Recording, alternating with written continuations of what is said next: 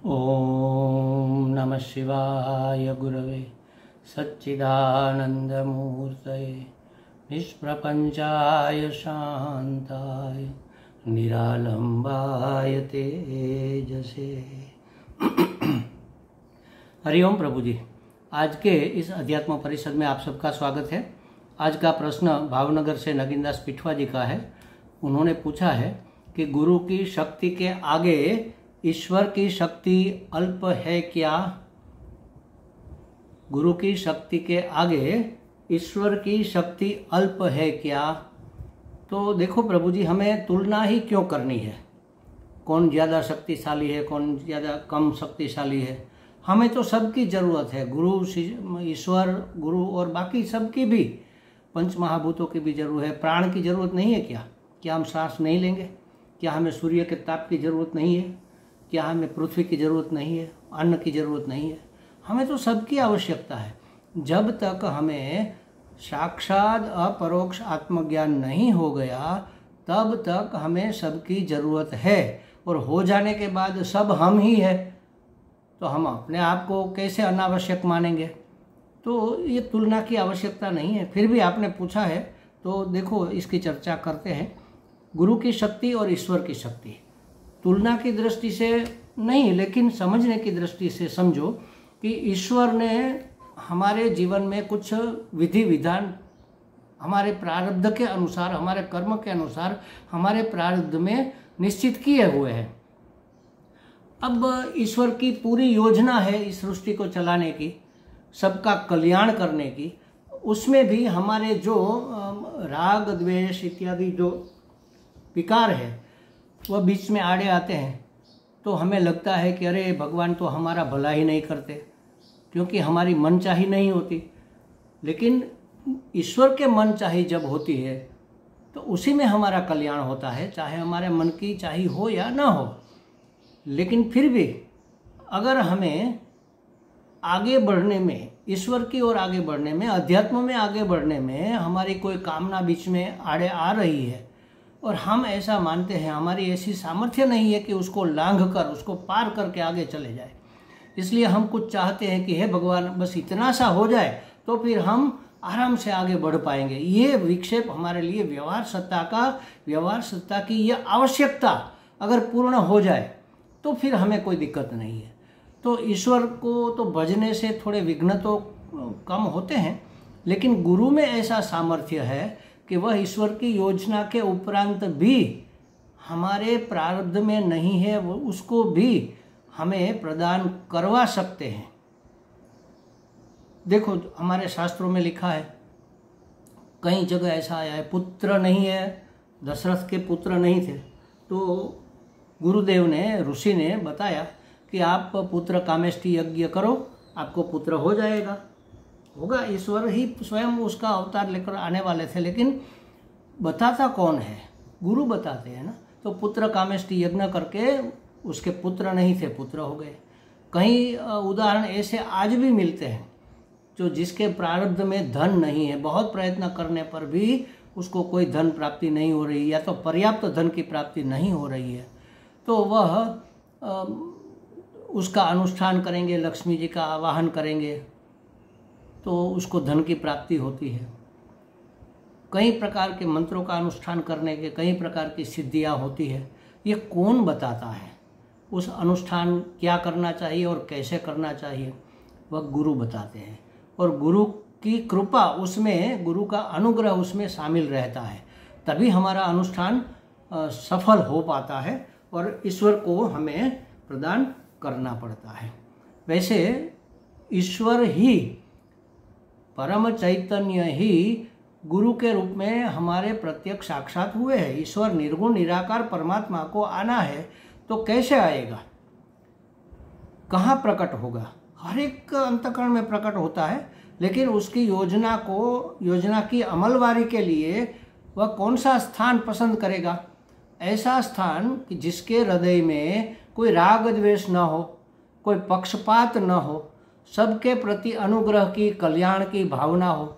सर्वे सुखिनो संतु सर्वे संतु निरामया, ऐसा वसुधैव कुटुंबकम, ऐसा भाव, ऐसी दृष्टि, ऐसे सिद्धांत जिसके हैं, ऐसे शुद्ध परिशुद्ध और निश्चल पवित्र अंतःकरण जिसका है, उसके माध्यम से गुरु अपनी योजना को अमलवारी में लाते हैं। तो ऐसा तो किसी संत का, किसी महात्मा का हृदय ही होगा, उसी को तो हम गुरु मानते हैं, किसी संत को, किसी महात्मा को, हमारे कल्याण का राह दिखाने वाले को।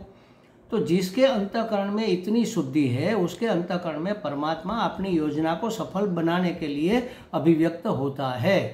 तो ईश्वर और गुरु दो नहीं है, ईश्वर ही गुरु के रूप में अभिव्यक्त हुआ है, या तो ईश्वर ही गुरु के माध्यम से हमारा कल्याण करने के लिए हमें उपदेश प्रदान करता है, मार्गदर्शन करता है।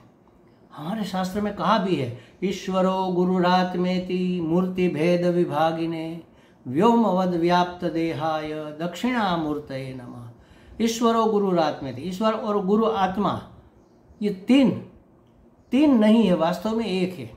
आत्मा माने मैं, ईश्वर माने परमात्मा, और गुरु जो परमात्मा ईश्वर गुरु के रूप में अभिव्यक्त हुआ है। तो आत्मा और परमात्मा, जीव जगत और जगदीश, ये अलग अलग नहीं है, ये एक ही है। माध्यम उसको ऐसा मिला है तो उसकी अभिव्यक्ति में हमें फेरफार दिखता है, तारतम्य दिखता है। उपाधि का फर्क है, उपाधि के धर्म को हम आत्मा का धर्म मान लेते हैं। यहाँ आत्मा अभिव्यक्त हुआ, ये मनुष्य उपाधि है, ये पुरुष उपाधि है, इसकी कुछ मर्यादा है, इसकी कुछ सामर्थ्य भी है। तो जीव अपने आप को जो समझता है, जिस सामर्थ्यवान समझता है, उससे ज़्यादा सामर्थ्यवान गुरु है, क्योंकि गुरु का अंतःकरण शुद्ध है, उसकी साधना, उसकी तपश्चर्या, उसका स्वाध्याय प्रबल है, उसकी सिद्धियाँ अलौकिक है, तो वह और भी सामर्थ्य मनुष्य है। मनुष्य ही नहीं मान सकते गुरु को, तो चैतन्य की अभिव्यक्ति मात्र मानना चाहिए, उसको मनुष्य देह में मानना भी अपराध है। तो अनेक गुणी, हमारे से ज़्यादा गुरु में शक्ति, सामर्थ्य, कल्याण करने की भावना, शुद्धि, पवित्रता सब रहता है। और ईश्वर तो संपूर्ण परिशुद्ध चैतन्य का नाम ही तो ईश्वर है, परमात्मा है। तो वास्तव में तीनों एक है, सिर्फ मूर्ति भेद विभागिने, मूर्त हुए हैं, अभिव्यक्त हुए हैं, उसमें उस विभागीकरण में भेद दिखता है। एक ही परमात्मा जब यहाँ मनुष्य के रूप में अभिव्यक्त हुआ तो यह मूर्ति, गुरु रूप में अभिव्यक्त हुआ तो गुरु मूर्ति, ईश्वर रूप में अभिव्यक्त हुआ तो ईश्वर मूर्ति हमें भिन्न भिन्न लगती है, लेकिन जो अभिव्यक्त हुआ है वह तो एक ही है। एक ही अभिनेता तीन वेश लेकर अपना अभिनय कर रहा है, अपनी भूमिका अदा कर रहा है। तो ईश्वर और गुरु में कोई फर्क नहीं है। व्योमवद व्याप्त देहाय, ये परम चैतन्य का व्याप्त, तो ये आकाशवत है, सब में व्याप्त है, आकाश सब में व्याप्त है ना। तो उसी तरह दक्षिणामूर्ति माने, देखो दक्षिण किसको कहते हैं, इसको दक्षिण कहते हैं, राइट हैंड, और इसको वाम कहते हैं। वाम माने, दक्षिण माने सुलटा, और ये उल्टा, उल्टे हाथ की हम कहते हैं ना, उल्टे हाथ की एक लगाएंगे तो ये उल्टा, ये सुलटा, ये सही। तो सही जो है, जो दक्षिण है, जो कल्याणकारी है, ऐसे परमात्मा का यह पूरा आकाश समझ लो, उसका देह है, आकाशवत उसका देह है, वह हर जगह अभिव्यक्त हो रहा है। अभिव्यक्त होने का माध्यम अलग है। तो गुरु की शक्ति के आगे ईश्वर की शक्ति अल्प है ऐसा तो नहीं कह सकते, लेकिन गुरु में ऐसी कुछ विशेष सामर्थ्य है जो ईश्वर की योजना का भी परिवर्तन कर सकती है। अब एक बात मेरे ख्याल में ये आती है कि जो आपके कर्मों के अनुसार नहीं होगा, जो आपके प्रारब्ध में नहीं होगा, वह कैसे प्राप्त होगा? वह अनुग्रह से प्राप्त होगा। अगर अनुग्रह और इतनी भी सामर्थ्य अगर ईश्वर में नहीं है कि वो लिंक को पार कर सके, तो वो तो लकीर के फकीर हो गए ना, उसमें ईश्वरपन कहाँ रहा। गुरु में भी अगर ऐसा सामर्थ्य नहीं है अनुकंपा करने का, अनुग्रह करने का, कृपा करने का, दया करने का, ऐसा सामर्थ्य नहीं है कि अपने शिष्यों की तकलीफ का निवारण करने के लिए प्रारब्ध के उपरांत कुछ प्रदान कर सके, तो उसमें गुरु तत्व कहाँ रहा। तो मैं तो मानता हूँ कि गुरु तो सबसे श्रेष्ठ है। ईश्वर से भी पहले गुरु का स्थान रहता है। हमारे शास्त्रों ने भी कहा है और महात्माओं का अनुभव भी है। और कबीर ने भी कहा है गोविंद और गुरु दोनों खड़े हैं, किसको लागू पाए, बलिहारी गुरुदेव की गोविंद दियो मिलाए। गुरु की बलिहारी है, क्योंकि गोविंद का ज्ञान तो उसी ने दिया ना, और वह बताने वाले जो है वह महत्वपूर्ण है। तो कहने का मतलब ये है कि गुरु में कुछ सामर्थ्य ईश्वर से ज़्यादा हम मान सकते हैं, लेकिन वह अलग नहीं है। ईश्वर ही गुरु रूप में अभिव्यक्त हो, ईश्वर ही अनुग्रह मूर्ति जब धारण करता है तब उसको गुरु कहते हैं।